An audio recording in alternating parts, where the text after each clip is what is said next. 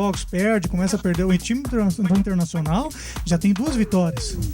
E tem jogadores de qualidade ali, que com certeza o Abel já tá vendo e vai levar pro profissional. Não, e assim, ó, encarando o time do interior, por exemplo, Novo Hamburgo, cara. Novo Hamburgo, um bom time, cara. Bom time. Pô, cara, o Anderson Pico, cara, isso é um desperdício do futebol, né? O Anderson Pico. Cara, o que ele jogou agora. Tá no mapa, cara. Ele fez uma jogada uma hora e passou no meio de 3. Bateu por cima do gol. Assim. Eu pensei, cara, o que esse cara tá fazendo aí, sabe? Mas, cara, isso aí acontece, né? A gente não sabe o que acontece no dia a dia do jogador ali. Mas, realmente, o time do Novo Hamburgo muito bem armado, assim, sabe? E a gurizada aguentou a pressão.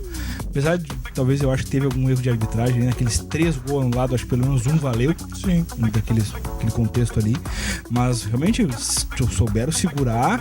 O Klemer, ao meu ver, assim, parece que o Klemer consegue trabalhar melhor com os meninos do que com o time principal. Ah, mas é uma vaidade danada também, aquele grupo do ano passado, né? Eu acho que esse grupo até vai melhorar, viu, Diogo? Mas no ano passado não dava, cara. Aí, Jonathan, eu te pergunto assim, cara, um treinador como ele, assim, de repente o Flash pode ajudar um pouquinho, como ele, tendo a experiência em categoria de base, o treinador da categoria de base normalmente não é o mesmo do time profissional, assim, só em times menores, assim, onde o cara faz tudo, né?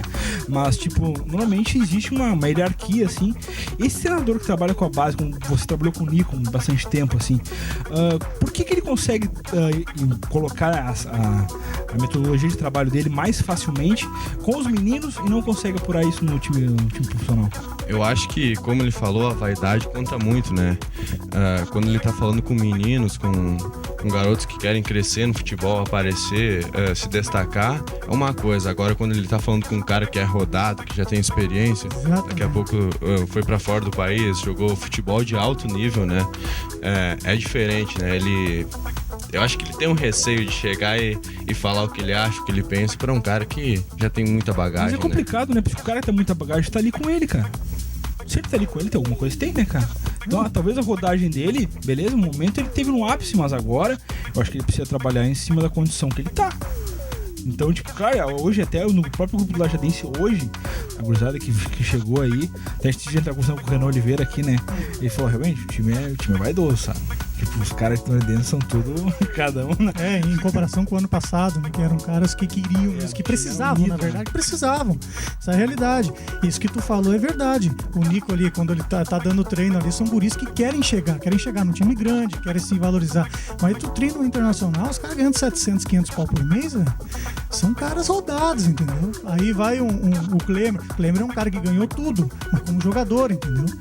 E aí a diferença de um Klemer e de um Abel. O Abel chega, todo mundo respeita, mas o Klemer ainda não tem esse respeito, acho, como treinador. Como treinador, não como jogador. Eu acho que essa é a diferença que há, entendeu, Diogo? Cara, mas assim, será que isso é uma cultura do futebol brasileiro? Porque, por exemplo, na Europa, o Pepe Guardiola.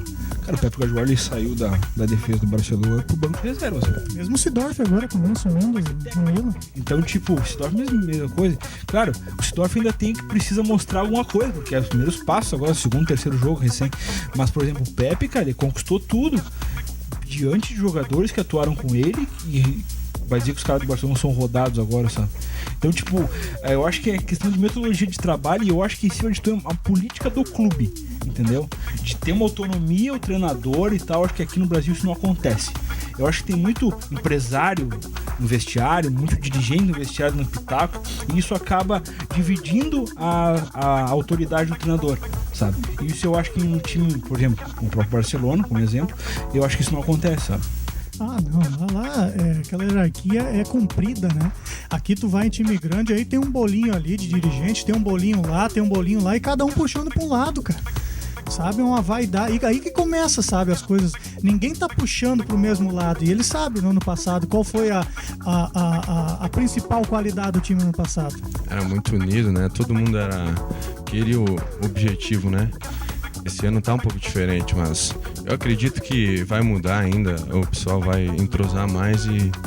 Na tua opinião, assim, a questão da união realmente do passado, mas esse ano parece que o grupo tem mais qualidade, não parece? Analisando peça por peça, eu acho que tem mais qualidade, né? Só que precisa do conjunto, né? Resultados individuais não resolvem, né? Vai precisar do resultado coletivo para, no final, acontecer que não ano passado. E olhando de fora, assim, Laércio, como é que tu vê esse esquema do Fabiano, que ele coloca em campo ali?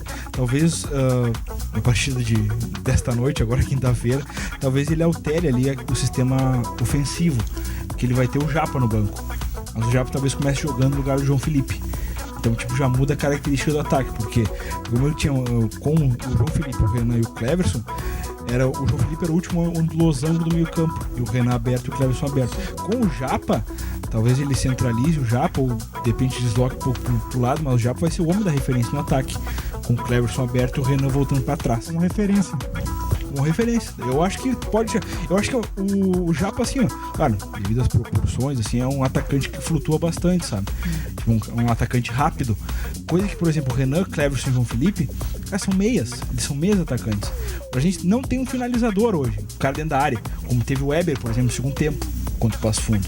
Então, tipo, talvez com o Japa entrando, possa talvez trancar a marcação do zagueiro, então, tipo, ter mais espaço, de repente, para esse meio, coisa que o João Felipe não conseguiu fazer. Se movimentou demais no jogo todo, assim. E tanto que as duas jogadas ofensivas da gente teve a participação dele, aquele toque de calcanhar que o Renan bateu, o goleiro pegou, e naquela outra que o Matheus bateu também, a jogada dele. Então, tipo, eu acho que de repente pode alterar um pouquinho, assim. Como é que tu tá enxergando isso aí? E tu acha que isso aí pode ter consequência vitoriosa pro clube?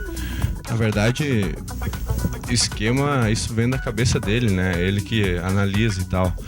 Eu acho que ele mudou, vai botar o Japa hoje. Eu acredito que vai ser jogando o Japa. Centralizado não vai ter ninguém, mas ele vai jogar naquele mesmo esquema. O Japa vai ficar aberto, acho que vai até pegar o lateral. Vamos ver, né, cara? Quem vai responder isso vai ser ele dentro de campo hoje, né? Eu, particularmente, prefiro jogar com um cara centralizado, né? Porque tem que ter o cara de referência lá, o cara fica ali, segura dois zagueiros, já é dois caras que ficam plantados e sobra mais espaço pro pessoal que vem de trás se movimentar e criar espaço. Essa saída do Geilson foi complicada, né? Isso afetou bastante, porque a ideia era ter o Geilson como Então já não muda o esquema. O esquema continua o mesmo. Ele vai ter que acompanhar a lateral de novo. Vai mudar, vai acompanhar a lateral. E tu pode falar bem, como eu depois que eu comecei a ficar velho, eu comecei mais pra trás, comecei a jogar de volante. Essa cara de novo, isso aí tá com 42 já, cara. Comecei de volante. E, cara, eu adorava um centroavante que pegasse a bola e segurasse, sofresse uma falta pra sair. Se não é pressão toda hora, e tu como zagueiro sabe que é difícil, né? Uma hora a boiada estoura, né? O ano passado, todo mundo fala, a gente tava falando com o Júlio Santos, que veio do Passo Fundo, alguns outros amigos que eu tenho em outros times. O nosso time se destacou muito pelo setor defensivo, né? E defendeu muito o campeonato todo. E quando a gente precisava respirar, jogava lá na frente, o Janderson brigava com o zagueiro e segurava a bola. O Janderson de 3, né? Às vezes. O Janderson fazia essa parte que era muito importante, né? Tá louco. Isso dá